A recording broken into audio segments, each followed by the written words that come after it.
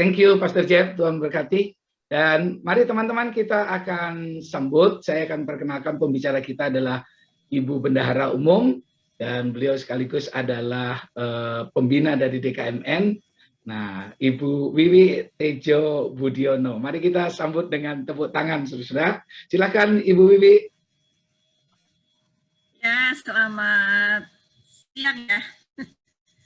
Selamat siang. Apakah sudah terdengar ini? Bisa terdengar, Bu. Terdengar dengan baik. Oh, oke, ya. Baik, selamat siang teman-teman, pemimpin kaum muda.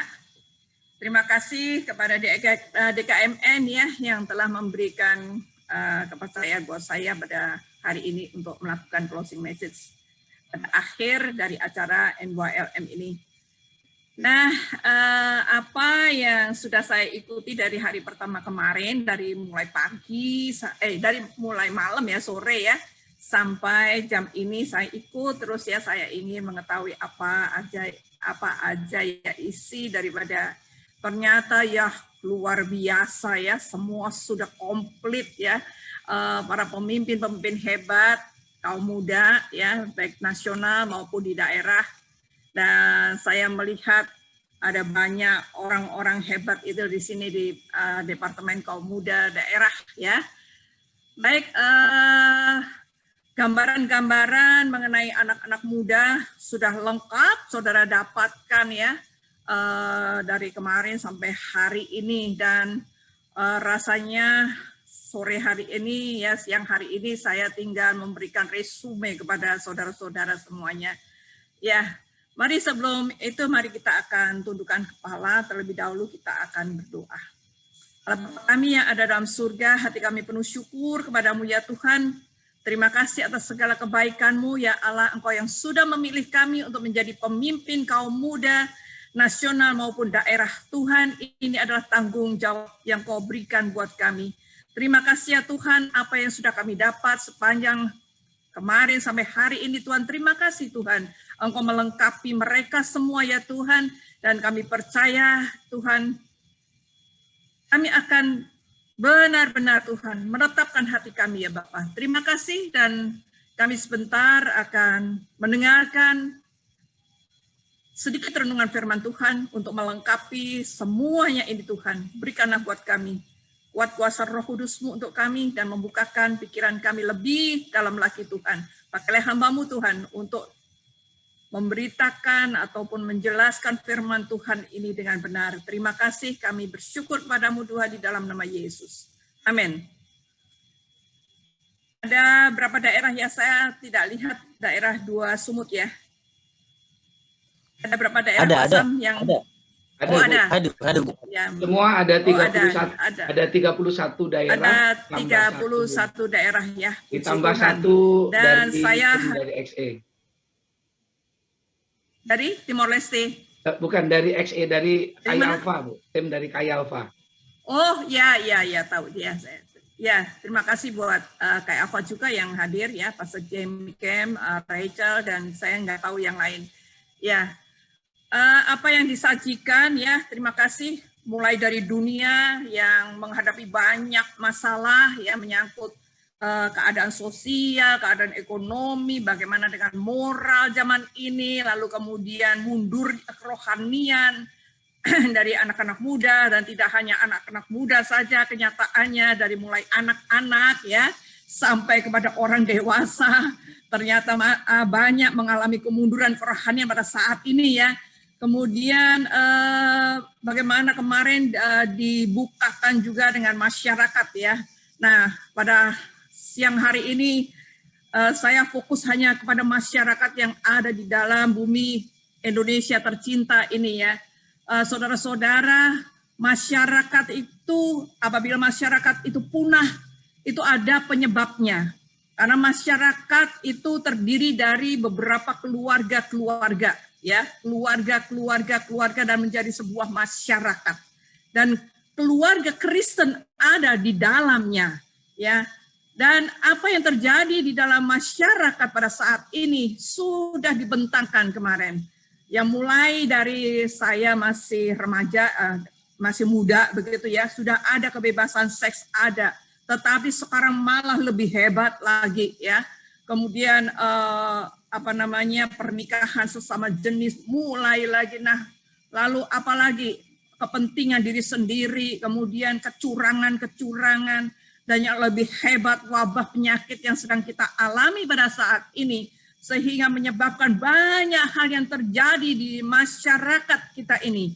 Dan apalagi dengan cyber warfare ya, yang kita bicarakan ya barusan juga ya, dan kalau kita melihat sampai hari ini nggak ada berhentinya hoax itu ya, yang selalu membuat kecemasan begitu ya, dan perang opini di dunia maya itu luar biasa gitu ya, dan kadang-kadang seperti peluru gitu ya, peluru yang kecil maupun seperti meriam gitu ya, yang bisa memecah belahkan atau merusakkan ya, mulai dari kepentingan pribadi sampai kepada kepentingan politik begitu. Nah, bicara tentang masyarakat, tadi bicara juga tentang rumah tangga, keluarga. Bagaimana dengan keadaan pada saat ini? Sudah kita tidak mengherankan lagi ya kalau kita membaca surat kabar. Saya masih membaca surat kabar. Ya, Pak Budi Setiawan, Ibu masih langganan koran ya? Iyalah Pak, ini orang jadul masih langganan koran, gitu ya. Saya masih baca koran setiap pagi, bagaimana berita-berita yang ada di situ, orang tua membunuh anak, anak membunuh orang tua, anak memberontak pada orang tua. Nah, lalu kasus perceraian ya artinya adalah perasaan kasih suami istri itu makin pudar dengan keadaan-keadaan pada saat ini, kondisi-kondisi yang ada pada saat ini. Dan bagaimana dengan kelahiran anak yang tidak diharapkan. Nah, ini adalah tragedi-tragedi yang ada pada saat ini yang saudara-saudara sudah mendapatkan jalan keluar yang dibentangkan oleh Pastor Dania, Pastor Samdar, kemudian Pastor Anta Kirana. Ya, sepertinya jalan-jalan itu sudah ada di depan saudara-saudara. Ya, sebagai pribadi-pribadi seseorang yang sudah dipanggil oleh Tuhan untuk melakukan banyak hal di daerah saudara, dan saudara sudah difokuskan, sudah dipanggil menjadi seorang pemimpin daerah kaum muda, anak-anak muda. Tadi ditanya umur berapa sih? Pastor Anta bertanya, youth itu mulai umur berapa sih? Nah, sepertinya banyak juga. Siapakah youth kalau nggak salah ya? Ya, kalau di gereja-gereja kita youth, apalagi kalau youth camp di Sulawesi Utara, anak-anak usia 9 tahun, 10 tahun ikut youth camp. Sebetulnya kan itu bukan porsi mereka begitu ya. Nah, bagaimana dengan anak-anak usia kalau di sekolah minggu dikatakan madya ya. Madya itu kelas 4, 5 dan 6. Ini sudah tahu banyak hal. Lalu anak-anak SMP, kemudian anak-anak SMA ya. Banyak hal yang mereka tahu. Nah, saudara-saudara, dengan HP, dengan gadget yang dibawa oleh mereka, apalagi di kota-kota besar dengan keadaan daring yang seperti ini, setiap anak di dalam keluarga membawa handphone untuk mereka belajar. Kalau mereka tidak disediakan laptop oleh orang tuanya, karena orang tuanya juga tidak bisa membelikan laptop. Kadang-kadang HP itu dipakai berdua-berdua. Amankah HP yang diberikan orang tua kepada anak-anak? Ya, keluarga kami juga, saya ada cucu 6, semua ada yang pakai HP, ada yang pakai laptop. Nah, mereka ada laptop, ada HP. Nah, satu kali orang tuanya menemukan anak ini bisa melihat situs porno, dan itu mengagetkan keluarga kita.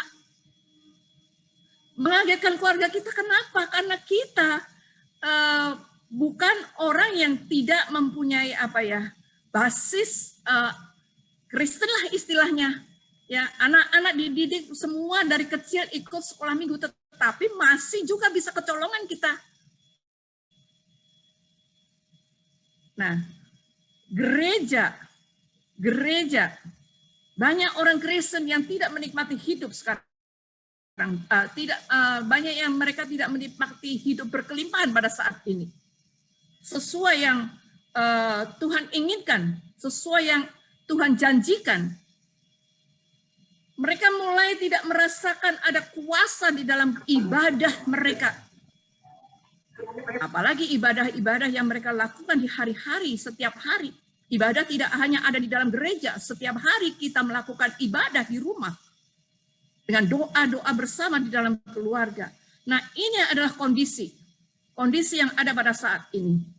Ya, saudara-saudara, kondisi gereja ke depan, apa yang akan terjadi, saudara-saudara?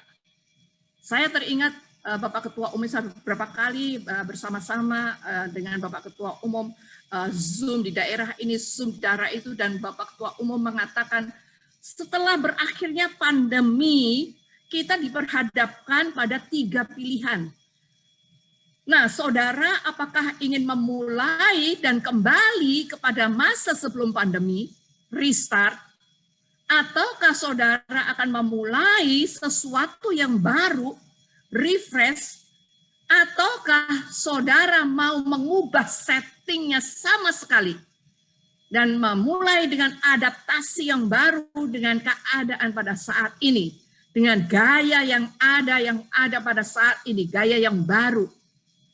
Dan memang pada kenyataannya sudah ada sesuatu yang baru yang ada, yaitu digitalisasi yang sudah mulai dikembangkan di banyak gereja. Dan apakah itu nantinya akan mulai berkembang dan menjadi sebuah wujud gereja masa depan? Dan apakah pandemi ini akan mengubahkan gereja menjadi gereja yang berbeda? Nah, saudara-saudara, gereja sebenarnya adalah perkawinan antara visi Allah dan kompleksitas perjalanan sejarah manusia. Warna kekristenan dari abad ke abad, ya, dari abad yang pertama jelas berbeda dengan abad pada saat ini. Ada spirit yang dibawa yang berbeda, saudara-saudara. Nah, kalau kita melihat ingin masuk di dalam keadaan zaman yang saat ini, saudara-saudara, orang-orang yang ada di dalam gereja, ya, persekutuan, orang-orang percaya yang kita berkumpul bersama-sama itu adalah terdiri dari berbagai macam orang, ya, dan berbagai macam pula kecemasan-kecemasan yang ada dari jemaat-jemaat Tuhan. Lalu bagaimana dengan keadaan jemaat-jemaat pada saat ini? Tadi sudah dibentangkan, ya, ada anak yang sudah harus mencari pekerjaan dan orang tuanya sudah tidak bisa membiayai anak-anak itu sekolah kembali. Tekanan ekonomi di dalam rumah tangga. Dan bagaimana dengan keadaan ekonomi negara pada saat ini, gitu ya. Saudara-saudara, ini dampaknya memang hebat, ya, mempengaruhi masyarakat, rumah tangga, dan gereja-gereja. Lalu saudara-saudara, bagaimana dengan dampak social distancing? Sekarang kita nggak bisa ngobrol dekat-dekat satu dengan yang lain, begitu ya. Sekarang kalau kita ke gereja, kita harus pesan kursi dulu. Kita nggak bisa duduk bersama-sama dengan suami yang berjejer-jejeran. Kadang-kadang kalau capek kita bersandar kepada suami begini. Udah nggak bisa lagi, jaraknya semeter. Kita masing-masing seperti individu yang sendiri-sendiri. Dan itu memang harus kita hadapi pada saat ini. Ya, saya merasa bersalah. Beberapa hari yang lalu saya mengikuti acara pemakaman dari Bapak Kai Hatu. Ya, kemudian saya serba salah banget. Akhirnya saya terpaksa harus menolak. Karena ya ini tadi adanya ketakutan, kecemasan akibat pandemi yang ada pada saat ini. Ibu, saya bisa nggak ya nunut sampai di Surabaya?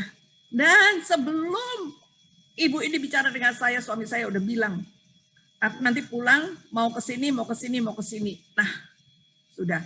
Saya harus cepat pulang karena dia harus bertemu dengan konsultan pajak dan sudah berjanji jam sekian, jam sekian. Nah, akibat yang seperti ini, saudara-saudara, saya juga mikir-mikir ini, aduh, ini zaman yang seperti ini kita hati-hati sekali, saya sedang hati-hati gitu ya. Ini mau vaksin yang kedua, saya mesti jaga-jaga badan saya. Nah, ini kecemasan-kecemasan yang seperti ini itu ada pada saat ini. Jadi kita harus benar-benar dapat mengurus diri kita sendiri. Saat ini kita sudah tidak bisa rasanya untuk meminta pertolongan orang lain. Kita harus sepertinya digiring begitu ya.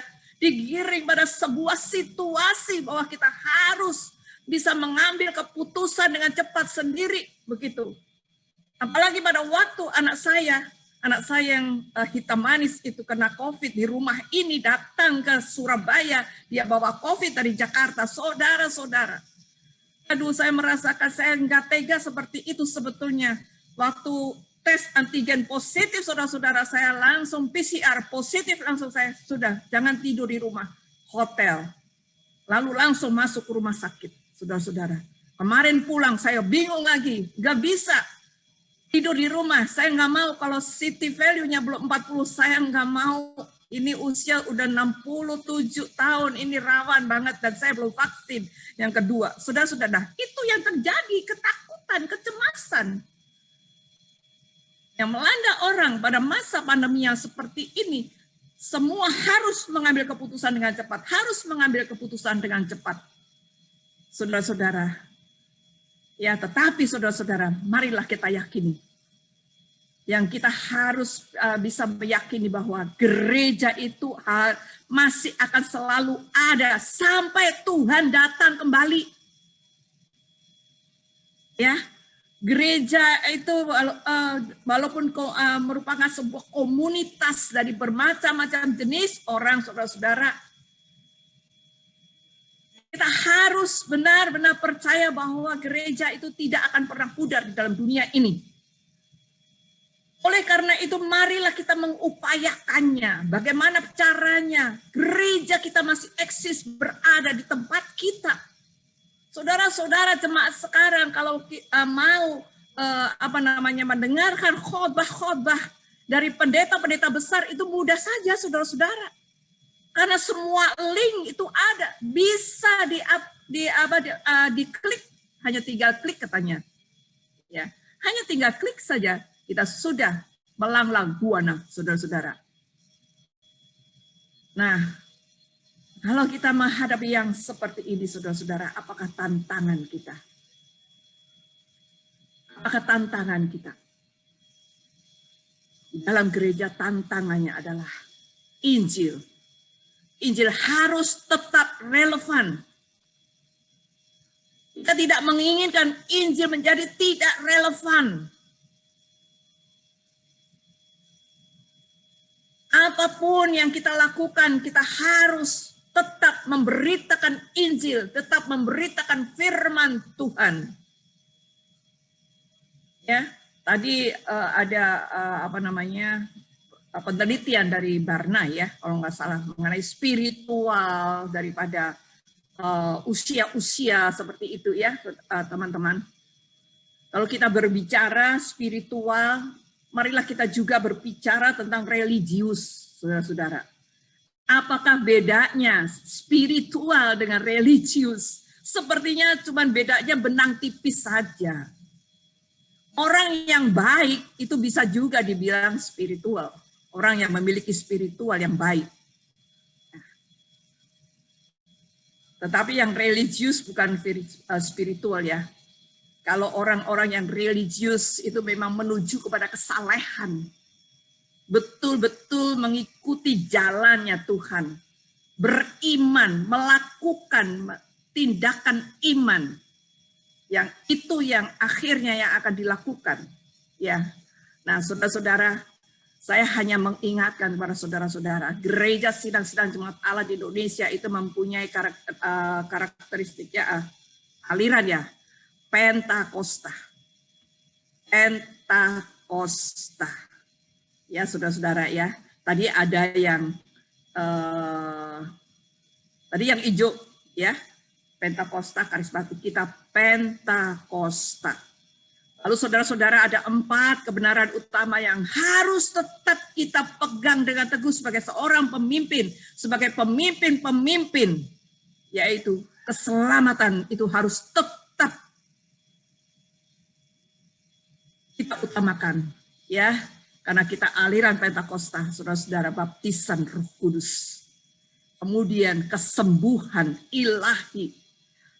Lalu kedatangan Kristus yang kedua kali. 4 kebenaran ini. Tolong jangan dilupakan. Saudara-saudara, harus tetap kita pegang teguh. Saudara-saudara, sebagai pemimpin-pemimpin Kristen, marilah kita. Saya teringat Yosua. Kemarin Pastor Daniel pribadi sudah menyentuh Yosua. Tadi Pastor Samdar juga menyentuh Yosua. Nah, siang hari ini saya menyiapkan juga Yosua. Karena apa? Karena Yosua adalah pemimpin yang konsisten. Sampai dia mengakhiri hidupnya, dia tetap konsisten mengikuti semua kehendak dan jalan Tuhan. Untuk menjadi konsisten sampai akhir hidup kita, saudara-saudara, itu bukan sesuatu yang mudah. Semuanya harus diperjuangkan. Tadi ada 8 step. Ya, ada 8 step. Ada kesetiaan, ada ketekunan, ya, ketekunan dan kesetiaan kepada Allah. Penting, saudara-saudara. Dan itu yang dialami, yang dimiliki oleh Yosua di dalam sejarah hidupnya sampai ia meninggalkan dunia ini. Yosua adalah seorang pemimpin yang dipakai oleh Tuhan membawa bangsa Israel masuk tanah perjanjian. Mengapa? Dia adalah orang yang sederhana. Mengapa Tuhan memilih Yosua? Karena Tuhan tahu bahwa Yosua sanggup. Karena Yosua bisa. Karena Yosua tahu apa yang ada di dalam hidupnya dan Tuhan lebih tahu lagi. Sehingga Yosua mampu mengalahkan kekuatan-kekuatan Kanaan. Kita juga adalah pemimpin-pemimpin yang tangguh. Di sekeliling kita banyak kekuatan-kekuatan lain yang akan mencoba menggoyahkan kita setiap saat, saudara-saudara. Yang paling gampang saja, saudara-saudara, itu kemalasan, saudara-saudara. Kalau sudah malas, saudara-saudara, kita sudah nggak bisa bikin apa-apa lagi. Tetapi, saudara-saudara, kita tidak boleh malas. Sebagai seorang pemimpin Kristen, kita harus mempunyai semangat itu. Setiap hari kita harus mempunyai semangat yang baru. Bagaimana caranya kita mempunyai semangat yang baru kalau kita tidak bersandar hanya kepada Tuhan saja. Sehingga kita bisa menyelesaikan kepemimpinan kita dengan menjalankan tugas-tugas kita itu dengan benar, saudara-saudara. Yosua melakukannya. Yosua melakukan kepemimpinannya dan menjalankan tugasnya dengan benar. Saudara-saudara, Yosua sangat mengasihi Tuhan. Dia mentaati segala perintah-perintahnya. Apakah Yosua tidak pernah melakukan kesalahan? Pernah. Dia hanya manusia biasa sama seperti kita. Kita pun pernah melakukan kesalahan. Tetapi apabila kita tahu kesalahan itu dan kita terus kembali untuk memperbaikinya, maka saudara-saudara, apakah Tuhan akan meninggalkan kita? Tidak. Tuhan tidak akan pernah meninggalkan kita kalau kita bersujud di hadapannya dan meminta ampun kepada Tuhan. Yosua menasihatkan kepada umat Israel agar mereka mengasihi Tuhan, mentaati perintah-perintahnya. Dan apabila mereka meninggalkan Tuhan, resikonya mereka tahu. Bahwa mereka akan menanggung risiko kehilangan segala yang menjadi milik mereka. Itu ada di dalam Yosua pasalnya yang ke-23 ayat 16b. Maka murka Tuhan akan bangkit terhadap kamu sehingga kamu segera binasa dari negeri yang baik yang telah diberikannya kepadamu. Kemudian nasihat Yosua yang kedua dan yang terakhir kepada umat Israel, kepada bangsa Israel diberikannya pada waktu usianya mencapai 110 tahun dan dia akan meninggalkan dunia. Takutlah akan Tuhan. Yosua 24 ayat 14 dan 15, saudara-saudara. Takutlah akan Tuhan dan beribadahlah kepadanya dengan tulus, ikhlas, dan setia.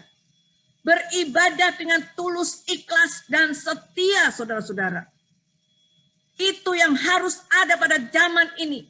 Dan bagaimana saudara-saudara dapat menjadi teladan bagi pemimpin-pemimpin kaum muda yang ada di gereja-gereja setempat. Menjadi seorang pemimpin anak-anak muda yang tulus dan setia, tulus, ikhlas, dan setia. Dikatakan jauhkanlah Allah yang kepadanya nenek moyangmu telah beribadah di seberang sungai Efrat dan di Mesir, dan beribadahlah kepada Tuhan. Itu adalah rahasia keberhasilan Yosua sebagai hambanya yang setia dan bersungguh-sungguh. Ayatnya ke-15 lanjutannya adalah, tetapi jika kamu anggap tidak baik untuk beribadah kepada Tuhan, pilihlah pada hari ini kepada siapa kamu akan beribadah. Allah yang kepadanya nenek moyang beribadah di seberang sungai Efrat, atau Allah orang Amori yang negerinya kamu diami. Tetapi aku dan seisi rumahku, kami akan beribadah kepada Tuhan. Saudara-saudara, luar biasa. Konsisten kehidupannya untuk taat sampai mati. Saudara-saudara, kepala-kepala keluarga, ya. Tadi Pak Sandar sudah menyinggung sedikit. Kepala-kepala keluarga, bapak-bapak, ayah-ayah. Bawalah seluruh isi rumahmu beribadah kepada Tuhan. Maka perjalanan keluargamu akan aman, saudara-saudara.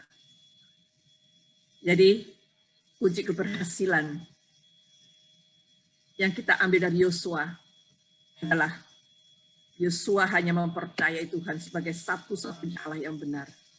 Semua kita sudah menyatakan diri bahwa hai Tuhan Yesus, Engkau adalah Allah satu-satunya yang ada dalam hidupku, yang menjadi juru selamatku. Dan saya mengharapkan kita betul-betul dapat menyadari bahwa Allah memakai kita sebagai alatnya untuk mencapai tujuannya. Kalau kita menjadi pemimpin pada saat ini, percayalah bahwa Tuhan memiliki rencana-rencana yang indah dalam kehidupan kita. Karena Tuhan menganggap kita mampu buat Tuhan. Oleh karena itu, bersikaplah excellent bagi Tuhan. Jangan asal-asalan kita hanya mau mencatatkan nama kita saja di atas kertas bahwa kita adalah seorang pemimpin. No, tidak. Ada tanggung jawab yang harus kita lakukan. Allah ingin memakai kita sebagai alatnya untuk mencapai tujuan-tujuan Allah. Allah memakai Yosua untuk memusnahkan penyembahan berhala di bangsa Israel. Dan Tuhan memakai kita untuk membawa jiwa-jiwa bagi Tuhan, melebarkan kerajaan Allah di bumi ini. Yosua adalah orang yang rendah hati. Allah juga menginginkan sikap itu ada di kehidupan kita. Yosua dengan kerendahan hatinya menyadari sepenuhnya bahwa sesungguhnya Allah lah yang bekerja. Walaupun mengatasnamakan bangsa Israel seringkali, tetapi Yosua tahu betul bahwa itu adalah Allah yang melakukannya. Segala apa yang kita lakukan itu adalah karena Tuhan. Kita hanyalah alat. Alat yang dilengkapi oleh Tuhan dengan talenta dan kemampuan. Saudara-saudara, oleh karena itu marilah saudara-saudara. Sumber kekuatan kita hanya ada di dalam Tuhan. Kita tidak perlu meninggikan atau membesarkan diri kita sendiri. Tidak. Tetapi biarlah kita tahu bahwa Tuhan mempunyai keinginan-keinginan untuk kita lakukan. Efesus pasal 3 ayat 20-21 dikatakan seperti ini. Bagi Dialah yang dapat melakukan jauh lebih banyak daripada yang kita doakan atau kita pikirkan. Seperti ternyata dari kuasa yang bekerja di dalam kita. Bagi Dialah kemuliaan di dalam jemaat dan di dalam Kristus Yesus turun-temurun sampai selama-lamanya. Amin. Bagi Dialah, hanya Dialah yang dapat melakukan jauh lebih banyak daripada yang kita doakan dan kita pikirkan, saudara-saudara. Puji akan nama Tuhan.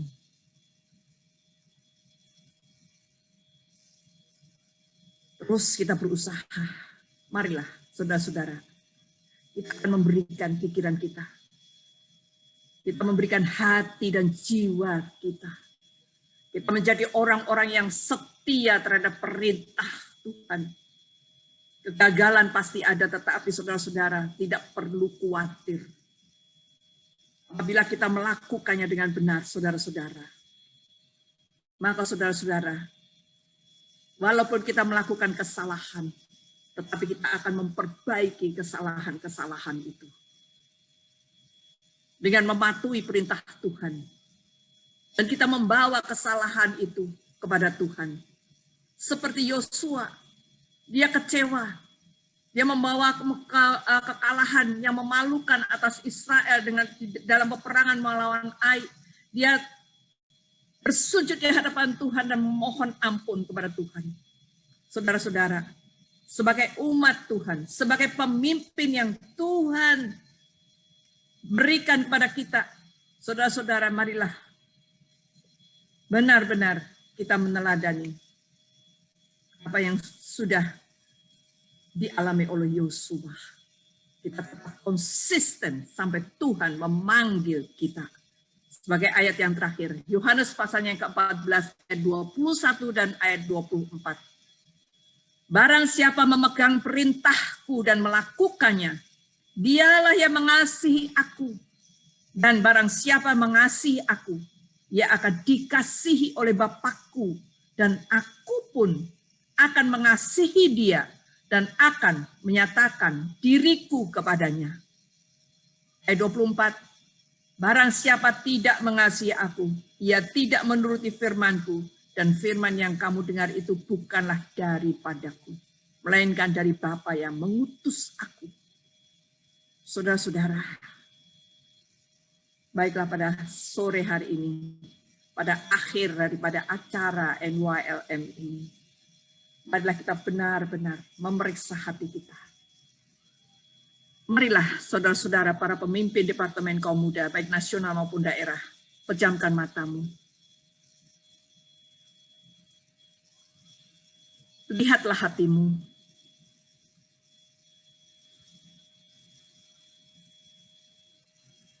Apa yang sudah engkau lakukan sampai hari ini? Engkau sudah merasakan bahwa engkau sudah menyenangkan hati Tuhan? Apakah benar engkau sudah melakukan tanggung jawabmu dengan baik dan benar? Periksalah. Saya sebagai hamba Allah membawa saudara-saudara pada siang hari ini, pada sore hari ini, ke hadapan Tuhan. Zoom ini tidak dibatasi oleh ruang dan waktu, saudara-saudara. Tuhan ada di samping kita. Tuhan ada di dalam hati kita. Dialah yang sanggup menyelidiki sampai ke dalam dasar hati kita. Kalau engkau belum melakukan itu dengan maksimal, katakanlah kepada Tuhan. Minta ampun kepada Tuhan.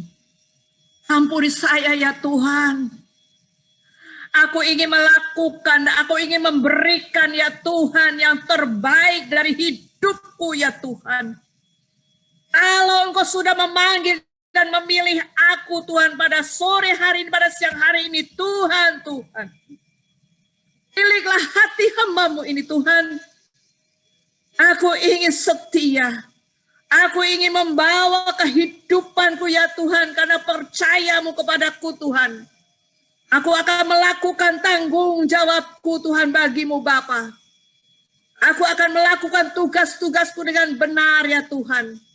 Aku akan membawa semangat ini kepada semua kaum muda yang ada di daerahku ya Tuhan. Aku akan melakukan perbaikan-perbaikan ya Tuhan di daerahku Tuhan. Aku tahu Tuhan apabila aku berserah hanya kepadamu Tuhan dan melakukan perintahmu Tuhan. Engkau Tuhan yang akan memberikan hikmat-Mu bagiku. Terima kasih Tuhan. Engkau melihat setiap hati pada sore hari ini Tuhan. Engkau melihat setiap hati ya Allah. Engkau melihat segala kesungguhan hati anak-anak yang sudah Kau pilih untuk melakukan tugas-tugas-Mu ya Tuhan. Hai saudara-saudaraku, lihatlah. Anak-anak muda yang ada di daerahmu itu memerlukan Engkau. Membutuhkan Engkau. Percayalah bahwa Engkau tidak akan melakukan itu sendirian. Tangan Tuhan sanggup memberikan kekuatan, menggandeng tanganmu dan memberikan kekuatan dan kemampuan untuk Engkau melakukan banyak hal. Terima kasih Bapa. Terima kasih ya Tuhan. Terima kasih Bapa. Terima kasih ya Tuhan. Terima kasih Roh Kudus. Terima kasih ya Roh Kudus. Ampunilah kami. Layakkanlah kami. Hingga kami bisa membawa hormat kemuliaan-Mu Tuhan dalam hidup kami. Mari kita tundukkan kepala, tetap tundukkan kepala. Saya akan berdoa buat saudara-saudara. Allah sumber segala kasih karunia yang telah memanggil saudara-saudara di dalam Kristus Yesus Tuhan kita, akan melengkapi saudara, meneguhkan saudara, menguatkan saudara, dan mengokohkan saudara dengan segala yang baik untuk melakukan kehendak-Nya dan mengerjakan di dalam saudara-saudara semua apa yang berkenan kepadanya. Dialah yang empunya kuasa, dan bagi Dialah kemuliaan sampai selama-lamanya. Terimalah berkat daripada Allah Bapa yang di surga. Damai sejahtera sukacita itu senantiasa ada dalam kehidupan kita. Kita terus akan mengerjakan kasih karunia Allah yang sudah diberikan secara cuma-cuma dalam kehidupan kita. Dan dengan pimpinan Roh Kudus kita sanggup melakukan segala perkara. Mulai saat ini sampai Tuhan Yesus datang kembali yang kedua. Mari kita yang diberkati katakan amin. Baik saudara-saudara semua, apa yang sudah saudara-saudara dengar mulai dari kemarin sampai yang sekarang saudara-saudara, saya merasakan bahwa Tuhan sudah membimbing Departemen Kaum Muda Nasional pada pertemuan kali ini. Dan saudara-saudara siap untuk melakukan tanggung jawab saudara di daerah. Puji akan nama Tuhan, saya serahkan kepada Pak Samdan. Puji Tuhan. Sekali lagi kami ucapkan terima kasih atas nama tim teman-teman dari DKMN, juga dari teman-teman dari daerah-daerah.